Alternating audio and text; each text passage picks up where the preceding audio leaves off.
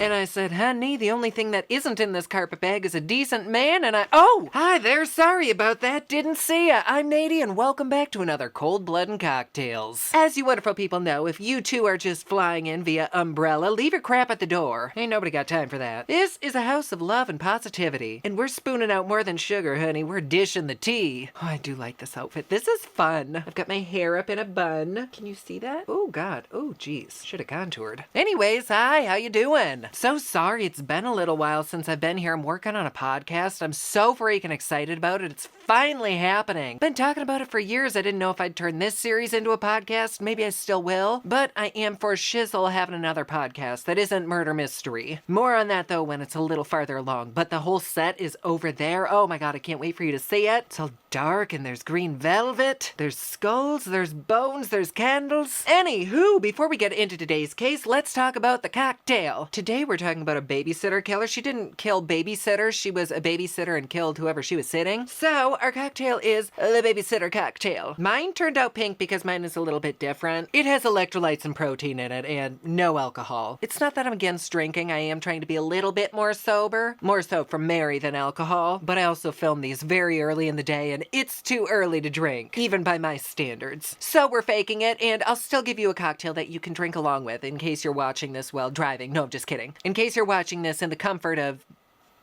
I don't know, wherever you're watching it. I don't care, but thank you for watching. Okay, so it's 1.5 ounces of bourbon or rye whiskey, a 1/2 ounce of amaretto, 3/4 ounces of fresh lemon juice, 1/2 ounce of simple syrup, a dash of Angostura bitters, and then ice. You shake it all together, and then you top it with like a cherry or whatever you want. I'm pretty sure it would not be this color, but we'll try it and fake it. Oh, that's so strong. No, but this is tasty. I got a new protein powder and it's clear and I mixed it with electrolytes. Nom nom nom nom. And the rest of it's in my little shaker because I'm a gym bro now. And what are they called? Gym cats? Gym mice? You think these are shoulder pads, but no, honey, they're gains. Okay, shut the fuck up, Nadie. Let's get into this, shall we? Well, honey, grab your water wings and SPF 120 because we're taking it all the way back to the sweaty ass crack of Florida where the humidity's thick and the paychecks are thin. It's 1982 and a teenager with the emotional range of a houseplant somehow managed to become one of the most prolific child murderers the state had ever seen, all before she could legally drink. Her name was Christine Falling, and she was everything you wouldn't expect in a serial killer. Not a hardened man with a duffel bag full of rope, rage, and mommy issues. She was a teenage babysitter, like, what the fuck, right? Christine was born in 1963 in Perry, Florida, and she was pretty much screwed straight out of the womb. Her mom was 16, her dad was 65, and yes, that's biologically possible, but kind of a bit fucked up, right? That's icky. Christine's mom deuced out early too, and Christine ended up with a couple who took her and her sister in, but if we're being realsies, they didn't parent her. I don't know if they got money for housing them or what, but this place was hella chaotic. The people were poor, and the girls had about as much emotional support as a wall made of cold beef gravy. Oh, fuck, I love gravy. I'm salivating. Let's take a drink. Christine's daddy, Thomas Slaughter. Slaughter? Oh, was his last name really Slaughter? What a terrible foreshadow. Anyways, he was a disabled laborer with a reputation for being kind of an asshole. He was harsh and unstable and would sometimes vanish for weeks on end. Her older siblings described her childhood as riddled with neglect, hunger, and frequent moves between rundown houses. This is just so sad. And this is when the shitstorm starts. Christine began the whole classic uh-oh signs like, torturing animals, dropping cats off buildings to see if they really had 9 lives. Sorry, there's a bug. I just got a bunch of new plants and I think their soil had eggs. Sons of bitches are not welcome. Of course, the cats didn't have 9 lives and neither did the kids who'd eventually land in her care. And she didn't do too hot in school either, and teachers swore left, right, and center that she was mentally challenged and emotionally delayed and had the mental capacity of maybe a kid half her age. I guess she also had a documented IQ of like 70, placing her in the borderline intellectual disability range. Teachers really noticed that she often wasn't able to follow instructions and would burst into sudden violent rages, throwing shit and attacking other children. My hat! Oh no, my flowers fell off. Put you there. There we go, right? Yeah? There we go. I just want to be a pretty girl, practically perfect in every way. Oh, but Christine, she was freaking-cessed with illness. She was always going to doctors, complaining about hallucinations, fainting spells, strange red dots in her vision, and the fact that Mr. Roboto was constantly playing in her head. I wish that would drive me apeshit too, fuck. One record showed that she'd been hospitalized more than 50 times before she was 9 for unexplained fainting spells and nervous fits, though no doctor could ever find a physical reason. One psychologist even documented that it seemed like she just wanted to be taken care of because nobody had ever treated her in a caring and loving way, which does make sense. Oh, that's so sad. I need another drink for that. Not that I'm sympathizing with a killer. She murdered people. Oh, and honey, Florida can be horrifying in more ways than just alligators and smoking bath salts. At 14, her parents married her off to a 20-year-old man. I guess the marriage was reportedly arranged by her father, who thought she'd be easier to control if she had a husband, and neighbors said that Christine tried to run away from him way more than one time. Which, like, who the fuck can blame her on that one? Shit. God, this hat. Oh my god, there's little bobby pin loops on this. Where are my bobbies? Bobby! Oh, fuck yeah, she ain't going nowhere. Okay, back to biznatch. Here we go. That little arranged marriage situation, that lasted like 6 weeks. The only thing Christine left that marriage with was trauma and even more instability. By 16, she was declared medically unfit to work, but babysitting? That was under the table. And I think in her twisted little brain, maybe babysitting felt like control, because for once, she was the one in charge. Unfortunately, though, hiring Christine meant slapping an expiration date on your bebe like a ham hock. The first victim was Cassidy, a sweet 2-year-old nicknamed Muffin. On February 25th, 1980, Christine was left alone with her. Not long after, poor Muffin was convulsing like a slinky in a dryer and went completely unresponsive. Doctors found signs of blunt force trauma to her head, but somehow they listed it as possible encephalitis. Which, I mean, this was the 80s, not the 20s. You'd think they'd be a little bit more on top of their shit. But there was, in fact, a doctor who found this death hella suspicious. This doctor even left a note asking cops to investigate. Suspicious shot for that. Ironically, later court documents showed that the note was still somewhere in hospital files, but had never been forwarded to law enforcement. A bureaucratic fuck-up that literally cost lives. That note just lost. Yep, who fucking needs her? Disappeared like a beer burp in a bar. So, Ms. Christine got away with murder numero uno without anyone even asking a single hard question. Well, now let's skip on over to Lakeland in 1981, and she's babysitting Jeffrey, age 4. 1 minute he's fine, the next he's dead. Doctors say, oh, well, it must be myocarditis, which is like a heart inflammation. Super rare, super random, but hey, we'll go with that. Oh, we need another suspicious shot. Oh god, I should move this closer. Well, I'm sure everyone watching this right now is throwing popcorn and Diet Coke at the screen saying, 2 dead bodies around this girl, surely someone is bound to be suspicious, right? Bitch. Bitch. 3 days later, Christine's watching Jeffrey's little cousin, Joseph, and guess what? He dies too. At this point, people around her were either inbreedingly stupid or just choosing to be, because, like, what the hell? She could have blood on her shirt holding a severed leg and people would be like, oh, isn't that fresh? Because again, doctors are too busy sticking thermometers up their own asses to be truly suspicious, and they just say, oh, bummer man, there's a weird virus going around. Girl, the virus is in the room with us. Christina Lakakis. So she kept moving and babysitting and the bodies kept piling up. The only thing that changed was her zip code. Then came Jennifer. She was 8 months old and was family, Christine's own niece. Christine was left alone with Jennifer in a parked car outside the grocery store in Perry, Florida, while Jennifer's mom ran inside for some peanut butter and tampons, and you already know how this ends. Jennifer just stopped breathing. Christine burst into the store yelling, the baby ain't breathing, like she was surprised. Paramedics arrived, but the baby was already gone, and this time doctors blamed sudden infant death syndrome because the baby was young and Christine was family, so why would anybody be suspicious of a family member?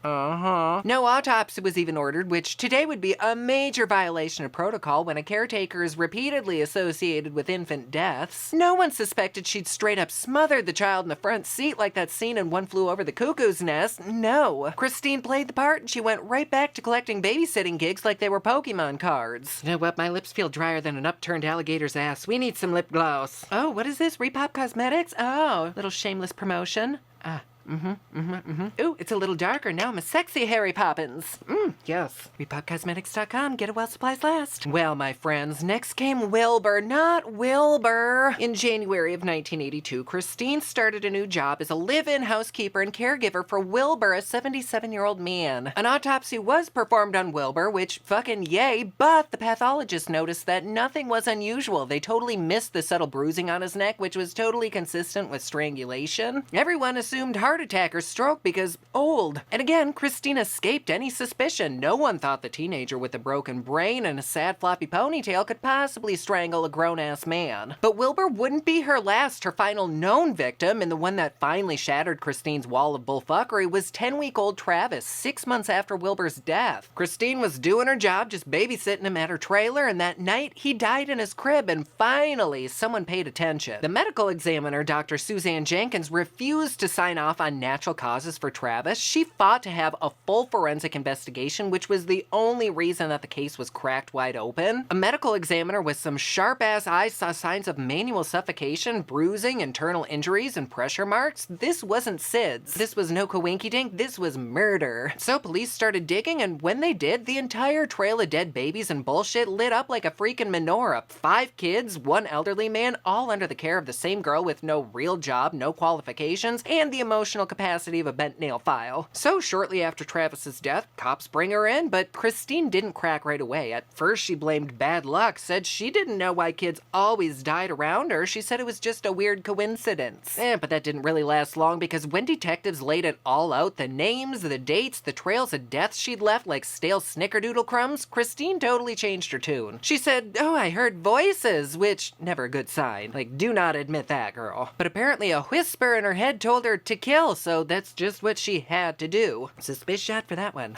Honestly, I have that same voice when I'm scrolling Amazon. It tells me to buy shit I don't need. But Christine specifically claimed the voices belonged to angels who told her the children would be better off in heaven, like some fucked up, twisted religious delusion. You know, girl, I often crave a king-size Butterfinger eaten off of Joe Jonas's ass cheek in the Maldives, but sometimes we just have to tell ourselves no. After she cracked, though, she finally confessed. And she didn't, like, ease into it with tears and shit. She gives it up like she's reading a grocery list. "Yeah, I killed him. I choked the baby until he turned purple. I killed Mr. Swindle. Just killed him." During the confessions, Christine even described in graphic detail how she would cover the children's faces with a blanket or her bare hand, and how she felt so freaking calm watching them go still. No remorse, no dramatic breakdown, just blunt admissions from a 19-year-old girl. Yeah, still only 19 at this point. She still needs a freaking babysitter. And yet, this wasn't some high-stakes courtroom insanity plea in the making, because after her arrest, the doctors stepped in. They found that she was not insane, just profoundly underdeveloped. Psychiatrists noticed that she had antisocial personality traits, but no true psychosis, and she understood that killing was wrong. She just didn't give two shits. She was emotionally immature, possibly psychotic, but definitely dangerous. But legally, she was sane enough to know what she did. In Florida, totally could have fried her. This was the 80s in a state that was real comfy with the death penalty. But prosecutors had a little bit of a problem, because while Christine admitted to killing 6 people, only 3 deaths had enough forensic evidence to back it up. The others had been so poorly handled, ruled as natural deaths, no crime scene photos, no samples taken, that they couldn't be proven in court, so the state made her a deal. Christine pleaded guilty to 3 counts of first-degree murder for Cassidy, Jennifer, and Travis, and she admitted to the others, but they went uncharged. As part of the plea bargain, she avoided the death penalty completely and got 3 life sentences to be served back to back to back. You'd think the courtroom would be full of media, tears, outrage, but it was pretty quiet. I guess even Christine barely spoke. One of her lawyers later said she seemed confused about what was even happening, like she didn't fully understand how much destruction she'd caused. Like, where the fuck are we? What time is lunch? Can we get Subway? There was no big trial, no headlines with screaming verdicts, no justice for the other victims beyond her casual confessions. Just a girl going to prison for killing babies without ever facing a jury. Christine was sentenced and then escorted out of the court with less emotion than a box of sugar-free vanilla pudding. At first, she went to a Florida's women prison, then she was transferred to Lowell Correctional Institution. Oh, that's hard to say. Lowell Correctional Institution, which I guess was a notoriously nasty facility in Ocala, Florida, which, fun fact, Ocala has beautiful fucking springs. Oh my god, they are gorgeous. Go kayaking there, skinny dipping,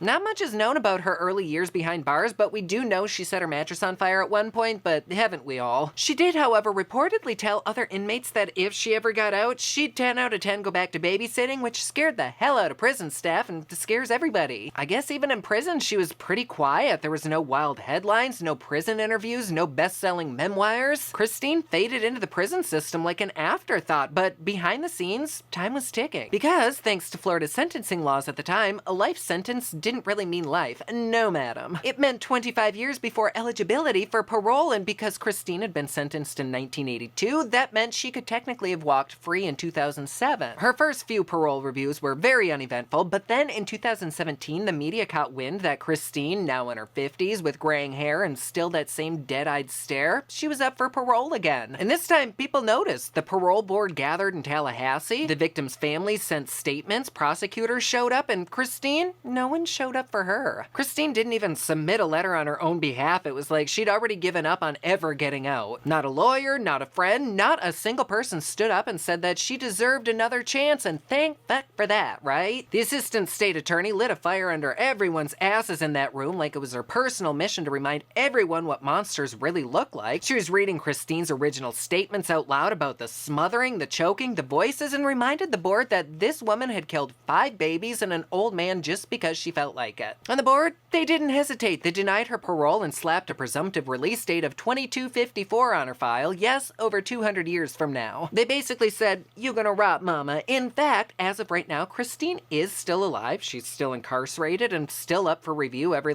7 years, which means every so often someone somewhere has to dust off her file and say, "Yep, still a no." I don't think it's ever gonna happen. What do you think? Oh, but what a sad case. All those babies. I don't even know what to blame that one on. There's just all sorts of fucked up with that poor girl. Poor girl, as if she didn't kill a bunch of people. But let me know down in the comments, had you heard of this case? Are there any juicy little tidbits you'd like to add that I didn't include? Let me know. But in the meantime, I hope you have a wonderful day. Please, on the way out, pick your shit up and throw it into the clouds. Please follow me on social media at officialnady. You can follow me at repopcosmetics.com if you want to look pretty and get some good makeup. But otherwise, if you see somebody who needs a hug, for fuck's sake, give them one. Bye.